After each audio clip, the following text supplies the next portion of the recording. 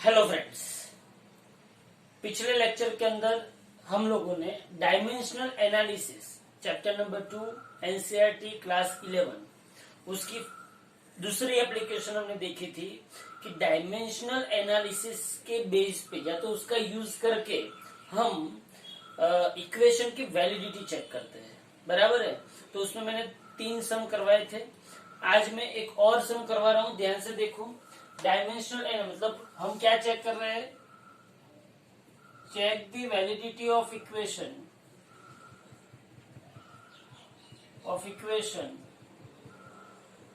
Using dimensional analysis.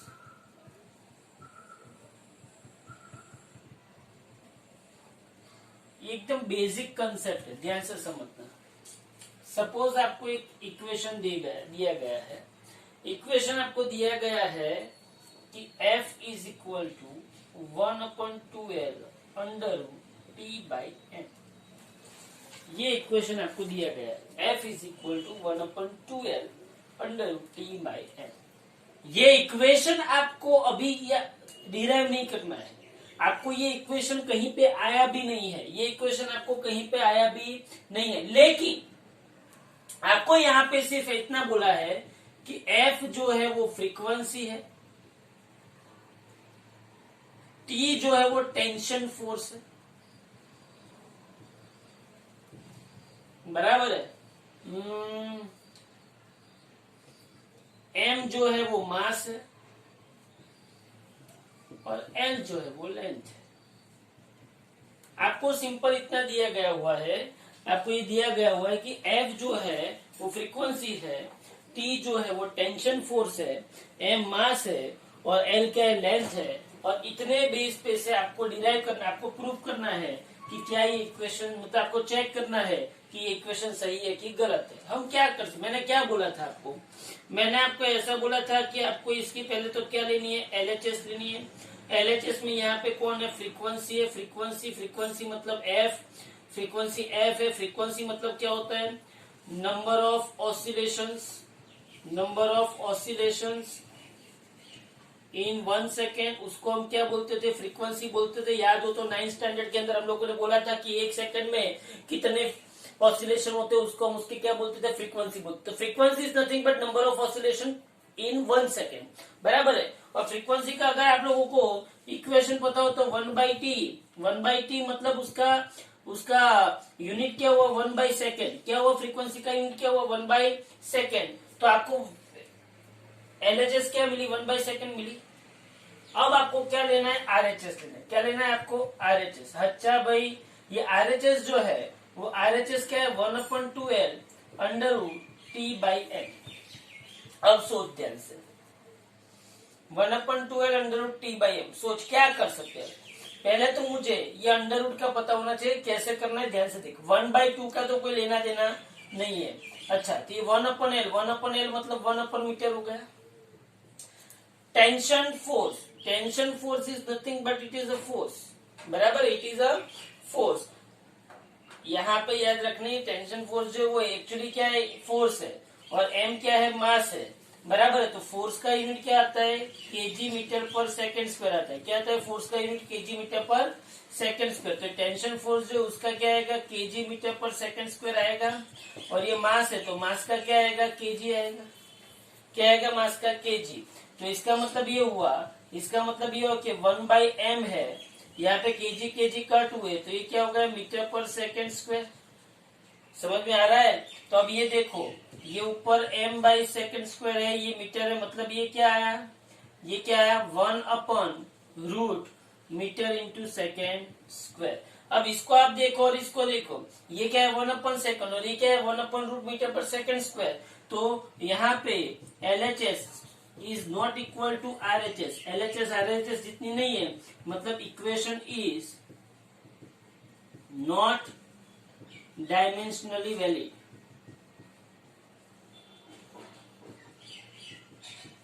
समझ में आ रहा है आप लोगों को? क्या किया मैंने? मैंने LHS ली, RHS ली। LHS में फ्रीक्वेंसी था। फ्रीक्वेंसी मतलब क्या होता है? नंबर ऑफ ऑसिलेशन पर सेकेंड। मतलब उसको क्या बोलते थे 1/t, 1/t मतलब 1/सेकंड, 1/सेकंड मतलब m0 l0t-1 बराबर है। मैंने अभी डायमेंशनल फॉर्मूला नहीं लिखा है, चलता है। 1/2l/t/m, t क्या है, फोर्स है, फोर्स का यूनिट, फोर्स मतलब क्या होता है, मास इंटू एक्सेलरेशन। तो ये क्या, मास मतलब क्या हो गया kg, एक्सेलरेशन मतलब क्या हो गया मीटर पर सेकंड स्क्वायर। ये मास है, मास मतलब क्या हो गया kg, और ये लेंथ है, लेंथ का क्या हो गया मीटर। तो kg कट हुआ, ये रूट मीटर है, ये root meter divided by meter, मतलब ये मीटर रूट में नीचे जाएगा, मतलब LHS is not equal to RHS, LHS is not equal to RHS, मतलब ये इक्वेशन सही नहीं है। बोलो समझ में है ये इक्वेशन? ओके।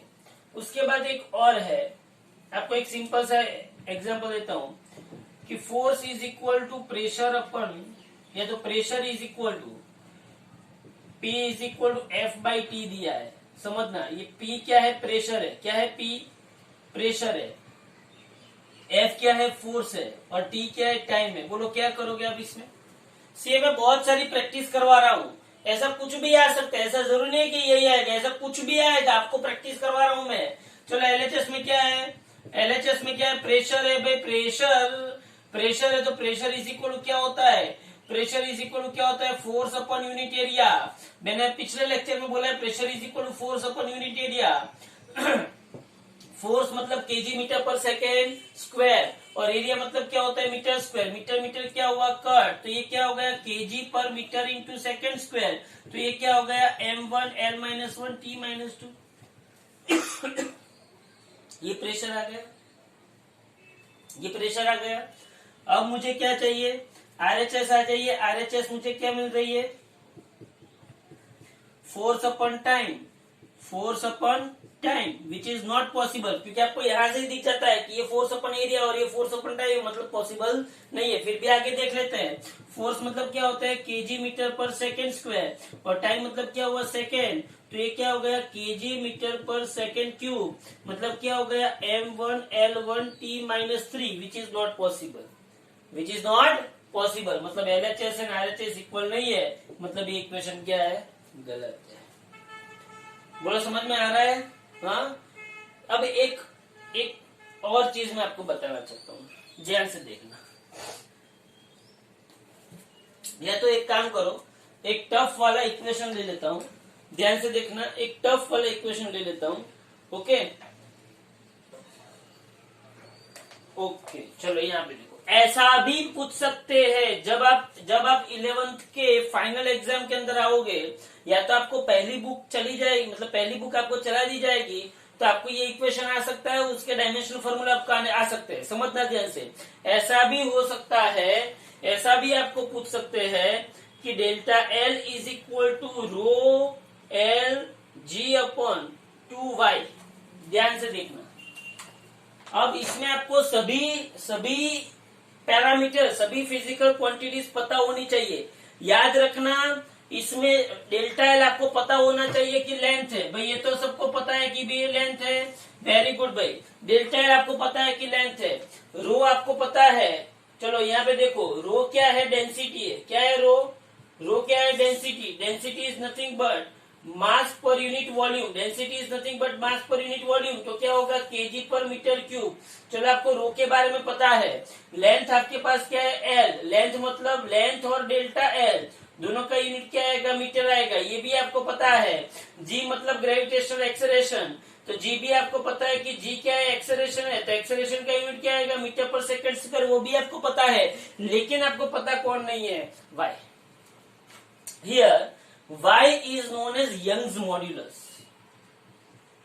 ये आपको क्वेश्चन में दिया जाएगा, ये आपको क्वेश्चन में दिया जाएगा। y is nothing but Young's modulus, Young's modulus ये आपको क्वेश्चन में दिया जाएगा।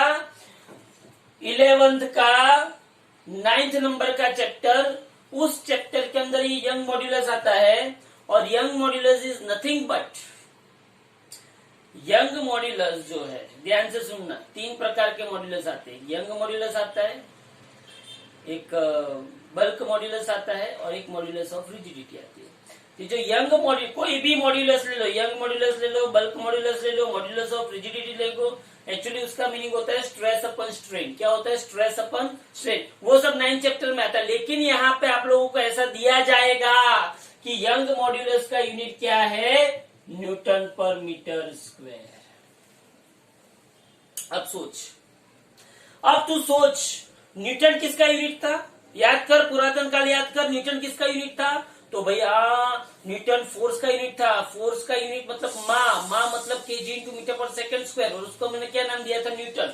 अच्छा भाई, तो ये न्यूटन क्या था? केजी इंटू मीटर पर सेकंड स्क्वायर, और नीचे क्या आ गया? Meter square. मीटर मीटर क्या हो गया? कट। तो केजी पर मीटर इंटू सेकंड स्क्वायर। ये दिमाग दौड़ना चाहिए। आपके पास डेल्टा एल और एल के बारे में तो पता है, मीटर है। आपको जी भी पता है, मीटर पर सेकंड स्क्वायर है। आपको रो भी पता है, डेंसिटी केजी पर मीटर क्यूब है। ये सब आपको पता है। आपको क्या नहीं पता? आपको यंग मॉड्यूलस नहीं पता। और यंग मॉड्यूलस में वो आपको क्या देगा? वो यंग मॉड्यूलस में आपको देगा न्यूटन पर मीटर स्क्वायर देगा। क्या देगा आपको? न्यूटन पर मीटर स्क्वायर। तो यंग मॉड्यूलस का यूनिट न्यूटन पर मीटर स्क्वायर है, लेकिन आपको पता होना चाहिए कि 1 केजी मीटर पर second square is equal to 1 newton होता है। तो मैंने न्यूटन की जगह पे केजी मीटर पर सेकेंड स्क्वायर लिखा, और नीचे मीटर स्क्वायर लिखा। मीटर मीटर कट हुआ, तो केजी पर मीटर इंटू सेकेंड स्क्वायर आया। बस ये लगा के आपको LHS एंड RHS सेट करना है। क्या करना है आपको? LHS and RHS। बोलो भाई, चलो भाई LHS तो सेट है। देख, मैं यहाँ पे टाइम पास नहीं कर रहा हूँ। ये LHS सेट है। LHS क्या है? लेंथ। लेंथ क्या है? मीटर। मीटर क्या है? M0 L1 T0। ये LHS तो सेट हो गई। अब मैं क्या करता हूँ? RHS सेट करता हूँ। चल भाई RHS RHS RHS। अच्छा भाई RHS क्या होगी? RHS क्या होगी? ध्यान से देख, रो L ji divided by 2y। मेरे को ऐसे टू के साथ कोई लेना देना नहीं, क्योंकि 2 कोई भी नंबर होता है वो डायमेंशन लेस होता है। तो 2 के साथ मेरे को लेना देना नहीं है। 2 क्या है? डायमेंशन लेस है, मुझे उसके साथ कोई लेना देना नहीं है।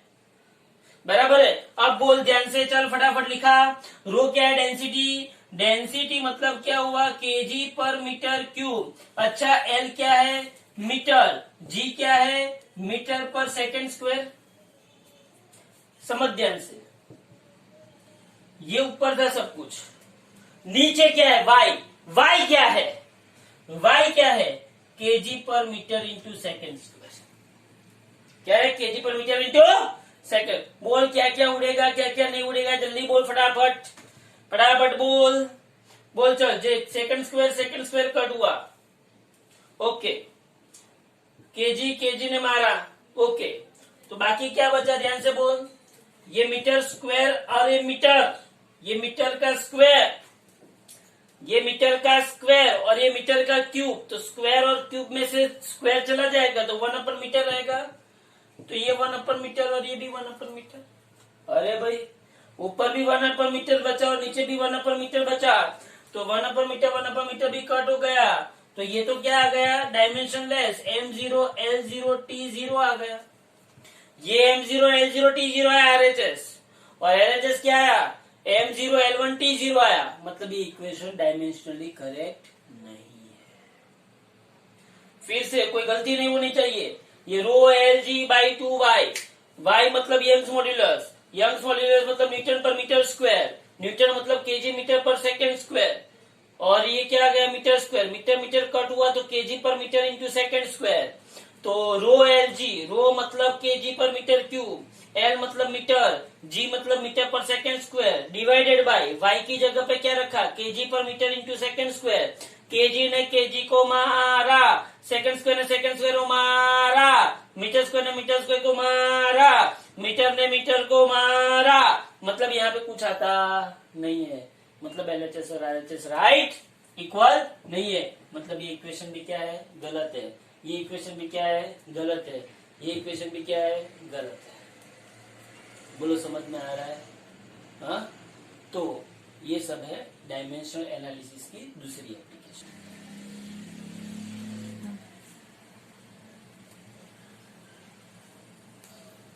अब ध्यान से देखो, अब एक ऐसा सब मैं आपको करवाने जा रहा हूं। ध्यान से देखना, ध्यान से देखना। पहली बात तो एक बात आप समझ लो, जो भी बच्चे अभी 10th में से 11th में साइंस में जाने का सोच रहे हैं, जो ये वीडियोस देख रहे हैं, एक बात समझना, there is vast difference between real classroom and this virtual classroom. Vast difference.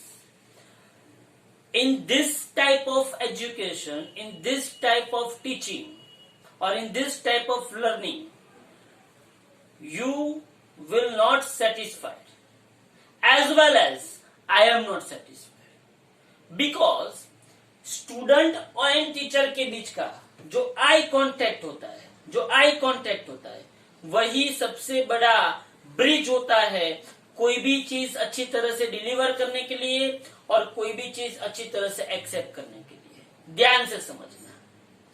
तो बेसिकली एक बात है कि अभी की जो सिचुएशन है वो सिचुएशन में हम लोग ऐसे पढ़ रहे हैं, लेकिन अभी भी आपकी तरफ से मुझे नोट्स मिलना या तो कोई रिस्पॉन्स मिलना या तो कहाँ पे डाउट्स है, या तो मैं ऐसा समझ लूंगा कि सब आपको समझ में आ रहा है, या फिर जो भी आपको डाउट्स है वो आप पूछो. जितना आप पूछोगे उतना आपके कंसेप्ट क्लियर होंगे. मैं इसीलिए एक दिन छोड़ के एक दिन पे ये वीडियो रख रहा हूं कि आप उसको पूरा का पूरा डाइजेस्ट कर सके. समझो आप. बाकी डेली के 2-2 वीडियो रखूंगा तो आपका लोड बढ़ जाएगा, आपका वर्क बढ़ जाएगा, और डाइजेस्ट नहीं किया तो बाद में कंफ्यूजन क्रिएट होगा. बराबर है. हाँ, तो खाना जब ज्यादा हो जाता है तब डाइजेस्ट नहीं होता है तो एसिडिटी क्रिएट होती है. ऐसा हमको क्रिएट करना नहीं है. सो प्लीज जितना वीडियो में दिया गया है उतना आप लोग कंफर्मली पढ़ो. उसमें जो डाउट्स है वो बोलो. आपको अगर ऐसा लगे कि नहीं ये वीडियो की तरह नहीं पढ़ना है और हमको कोई जूम क्लास करना है, ये क्लास करना है, लेकिन इसमें नेट का प्रॉब्लम आता है. I am trying to be live demonstration on YouTube. बराबर है, लेकिन वो थोड़ा देर है अभी. ओके, तो इसमें आपको कोई भी ऐसा डाउट लगे, कुछ भी लगे, तो पहले मुझे आप इन्फॉर्म करें. क्योंकि अभी क्या है कि आपका 10th का रिजल्ट आया नहीं आया वो सब साइड में है. अभी आपको 11th को थोड़ा थोड़ा डाइजेस्ट करना सीखना पड़ेगा. Okay, thank you very much. कोई भी प्रॉब्लम हो मुझे आप पूछ सकते हो, कॉल कर सकते हो. डिस्क्रिप्शन में मेरा कॉल नंबर भी है, व्हाट्सएप नंबर भी है. दोनों पे आप बात कर सकते हो मुझसे, लेकिन मुझे डाउट्स क्रिएट हुए होने चाहिए कंपलसरी. इसीलिए मैं एक टॉपिक के 5-5, 6-6, 7-7 जो आपकी टेक्स्ट बुक में सम नहीं है, ये सब सम आपकी टेक्स्ट बुक में नहीं है, फिर भी मैं ये करवा रहा हूँ. क्यों?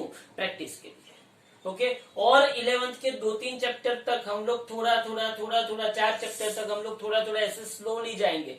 फिर थोड़ी सी आपको ग्रीप आएगी, थोड़ा सा आपको कॉन्फिडेंस आएगा. आपको ऐसा पता चलेगा कि ओहो 10th का साइंस और 11th का साइंस इतना ज्यादा डिफरेंस है. आपको ये भी पता चलेगा कि इसमें अंडरस्टैंडिंग मेन है, इसमें कंसेप्ट क्लियर होने चाहिए, इसमें आपका लॉजिकल पावर क्रिएट होना चाहिए. क्रिएट, हर कोई लॉजिकल पावर लेके आता नहीं है, उसको क्रिएट करवाना पड़ता है, उसको क्रिएट करना भी पड़ता है. और उसके लिए क्या चाहिए? इंटरेस्ट चाहिए. और उसके लिए क्या चाहिए? कम्युनिकेशन. टीचर एंड स्टूडेंट के बीच का कम्युनिकेशन. तो ये चीज आपको करनी है. बराबर है. तो मैं हर एक के पास पर्सनली आऊंगा, हर एक को पर्सनली सजेस्ट करूंगा, हर एक को पर्सनली मैं गाइड करूंगा. लेकिन जब तक मुझे डाउट्स नहीं मिलेंगे वो मैं कर सकता नहीं हूं. सो प्लीज प्लीज प्लीज अब हो जाओ रेडी. 11th में आप आ चुके हो और उसको प्रिपेयर करने के लिए आपको पूरा पोटेंशियल अपना उसके ऊपर लगा देना है. Okay, thank you very much.